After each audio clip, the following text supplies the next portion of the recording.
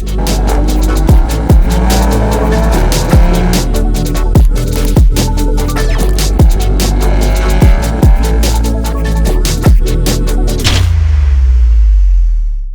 back to the channel, everyone. My name is Adam. This is Vancity Audi, and it's about damn time. It is now April. The sun is shining. It is warmed up here in Vancouver, and I am going to be switching back to the ethanol file from Unitronic. Just wanted to make a video for you guys to show you just how easy it is using the UniCONNECT Plus system that Unitronic offers in order to flash your RS3 at home in the comfort of your own driveway. During this pandemic, it couldn't get any easier. You don't have to go to a dealership. You're not stuck. You order the cable from them. I'll put in the description below actually where you can get that cable from. If your dealers happen to be closed, you can order it directly from Unitronic. Plug it into your laptop, plug it into your computer, and you can flash your car at home. I'm gonna walk you through switching to E85. There's a lot of people out there that are just over the top concerned and worried when switching fuel types, like their car's gonna blow up or they're gonna suffer a catastrophic failure from not doing things right. I'm gonna put your mind at ease and just let you know that it's not as crazy as you think it is. It's pretty simple. I'm gonna walk you through those steps, get this car back on E85, and start enjoying the power that this Unitronic file will actually make. The first thing I always do before I flash my car is I get it connected to a battery tender. Want to make sure that the car's battery is fully charged while you're doing this flash. God forbid something goes wrong, you don't want your ECU bricked during the process. Before we start flashing the car, I'm going to show you my dash and my gauges to show you where my fuel level is at, the ethanol content I'm at, and to show you that you don't need to worry about certain things while flashing the car. The first thing that so many people worry about is draining their gas. I still have 50 kilometers left on this tank and I have 1 bar. Honestly, that's probably good for another 80 kilometers with the reserve. You do not need to drain your tank completely. Currently running an E20 blend. Got my headlights turned off. UniCONNECT Plus is plugged in. Fan is off. Screen is off for the electronics, the sound or whatnot.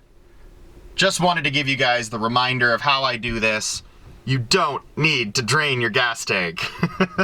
The reason why I stress that the tank doesn't need to be bone dry is because Unitronic has done a wicked thing, and that is making sure everyone has upgraded their port side injectors before they can use ethanol on a stage 2 platform. Reason why it's so great is we now have a bit of a variable that we can play with. You can run as low as E60 and as high as E85 on this file, and your car will run optimally, which is wicked. You don't have to, oh my God, I need to have it bone dry. It needs to be between 80 and 85 ethanol. You don't need to worry about that. So if you have a bit of fuel in the tank still, it's not the end of the world. It'll blend down to E65, E70, whatever it may be, and you'll be totally fine. UniCONNECT Plus cable has been plugged into the car. Now you need to open the program on your laptop. Now that the program has loaded, it's going to ask you to make sure that it's plugged in. We already know that it is. You're good to go. Click on OK.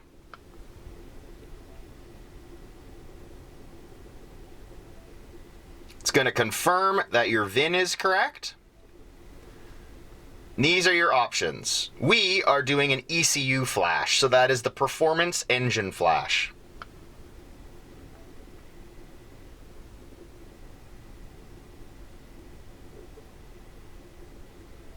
Now these are all the stages that you have paid for and Unitronic has loaded onto your car.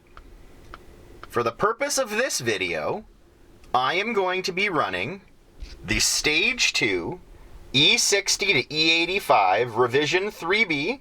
Requires Unitronic injectors, a downpipe, a turbo inlet elbow, an intake, move the little mouse, LFB enabled, that stands for left foot braking enabled, exhaust flaps fully opened in S mode. That is what I want.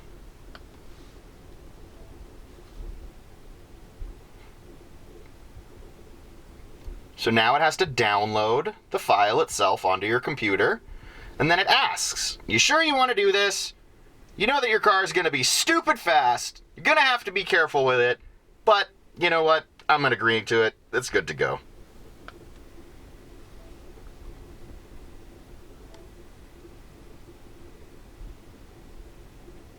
So it has begun programming the ECU.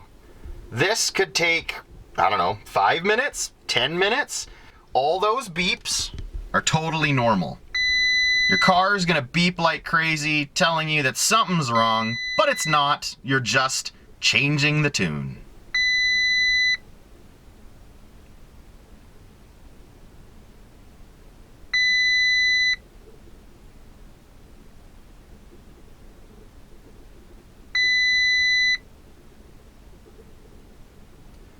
So I don't know if you guys noticed throughout that, but the red line changed. When you're running the 93 octane file on stage 2, you have a 7,200 RPM red line. It's now gone back to 7,000 while the car is flashing. We are oh so close now at 96%, 97%. Go over to the dash. I'll see if I can catch that red line changing for you as it completes the flash.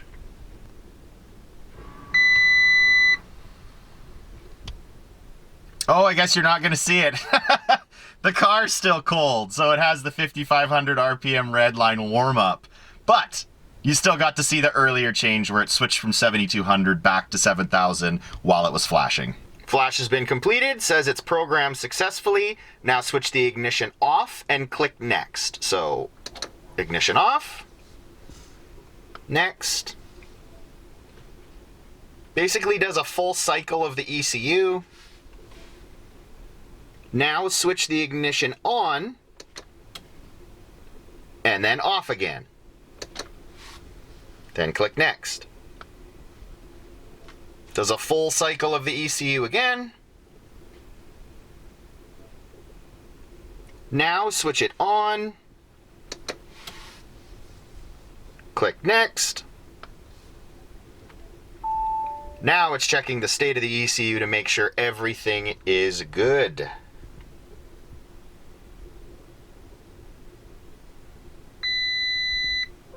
So that data bus error you're always going to get. Don't stress, completely normal. But everything looks like it is peachy keen and we are good to put in some fuel. The ECU has been programmed successfully. Turn off the car. Whoops, sorry about that. And then done. Back to the main screen. So the car has been programmed successfully. Time to toss in some fuel. I've got 50 liters of E85 here. The tank capacity is 55 liters in this car, so I know I have more than enough to fill up. Tank has now been filled up with E85. I haven't started the car yet. Just wanted to remind you guys, when I'm starting off, I had 1 bar and I sat at E20. Now I've filled up with fuel that tested at about E83. So let's get this thing started. With ease. Car started and now will sit and idle. Some people idle for longer than others. I always err on the side of caution, so I usually idle the car for about 15 minutes and let that ethanol get through the entire fuel system and pump throughout the car. Once the car has fully circulated the ethanol, I then take it for a very, very light cruise. I drive for around 15 minutes. No stepping on it, no giving it a ton of gas. I try to stay at a boost. And I just cruise around 15 minutes, get some kilometers or some miles on the car, get the system and the entire car used to running that ethanol.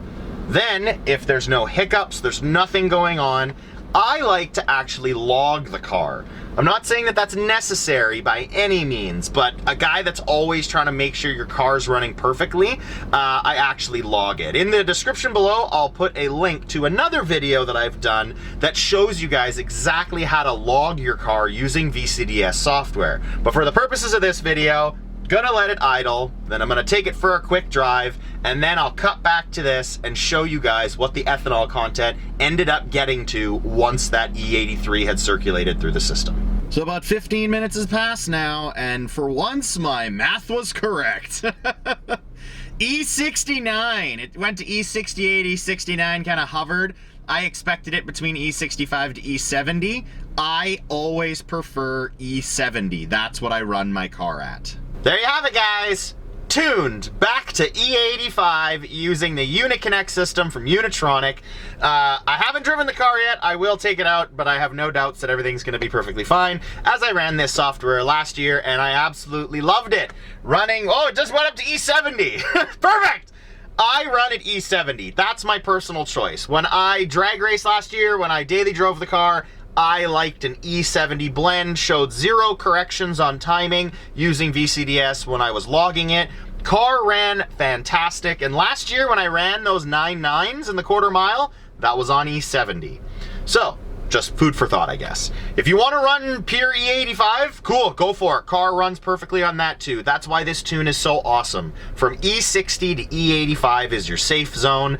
If it was lower than E70, it was higher than E70 and below E85, it still would have worked fine and would have had no issues.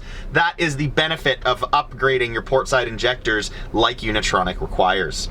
Hope this guide was helpful for those of you E85 virgins that have never switched to E85 before and are a little hesitant. They're worried about how much gas they have in their car and what to do exactly during the transition. This, for me, has always been the easiest way. Some people go to the gas station and they fill up and then they come back home and they tune and all that. If you absolutely need to do that, it's not the end of the world. Technically speaking, you could drive this car extremely slowly, out of boost, on E85 on a 93 file. So if you needed to go a mile to get to the gas station and fill up and then come back home and then flash, it's not going to be the end of the world. I don't recommend it by any means, but some people don't have jerry cans, they refuse to bring gas home with them, they don't have storage for it, whatever the reason may be, they prefer to fill up and do it at the gas station. Some people even use a hotspot on their cell phone. That works totally fine too. Just make sure your Wi-Fi signal is strong when you actually tune your vehicle. You don't want the ECU crapping out or power or something mid-flash. If you have any questions at all during the flashing process, before the flashing process, how the tunes are labeled, how they work, reach out to Unitronic Customer Support. They have an unbelievable customer support system. You can call them, you can email them. I'll put the links and the numbers in the description below for you all to see in case you have it. You guys may have been wondering as well, this sick swag, how do I get it? Damn, Adam, you've never looked so good. Check out Unitronic's website as well at getunitronic.com. You can pick up your own swag as well and represent the brand that you love. Thank you so much for watching. I hope this video was educational for those that needed it. Take care. Until next time, guys.